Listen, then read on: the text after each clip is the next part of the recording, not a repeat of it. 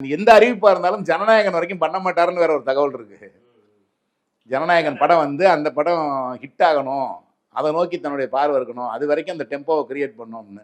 ஒருவேளை நம்ம நினைக்கிற மாதிரி ஒருவேளை அவர் கட்சியை கலைக்கிறதா இருந்தா கூட அதை ஜனநாயகனுக்கு பின்னாடி தான் கலைப்பாருன்னு நினைக்கிறேன். ஜனநாயகம் வரட்டும் கட்சியை கலைச்சிருவாங்க அப்படின்னு கூட இருக்கலாம். அல்லது அந்த படம் வந்ததுக்கு அப்புறம் இன்னும் வேகமா அந்த படம் ஹிட் ஆச்சுன்னு வைங்க, திரும்ப ஆசை வரலாம், கட்சியை தொடரலாம், நமக்கு இவ்வளவு பெரிய ஆதரவு இருக்கு அப்படின்னு போகலாம்.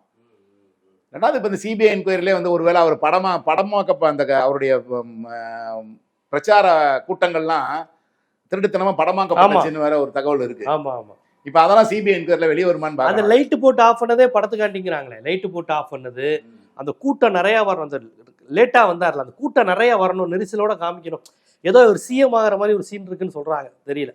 அப்போ வந்து இவரை பார்க்க அந்த கூட்டம் அவ்வளவு க்ரௌட்ல வேணும், அந்த ஷாட்டு இயல்பா எடுக்க முடியாது. ஒரு ஷூட்டிங் ஜூனியர் ஆர்டிஸ்ட்டை வச்சு அவ்வளவு பெரிய கூட்டத்தை வர வைக்க முடியாதுல, அதுக்காக எடுத்ததா தகவல் சொல்லிட்டு இருக்காங்க. அதான் தகவல்கள் வருது அப்படி. அதான் அப்படிலாம் இருந்தா அது சிபிஐ என்கொயரில வெளியே ஏகப்பட்ட கேமரா பஸ்ஸுக்குள்ள இருந்ததாமே, அதெல்லாம் எடுத்து பார்த்தாலே தெரிஞ்சிடும்.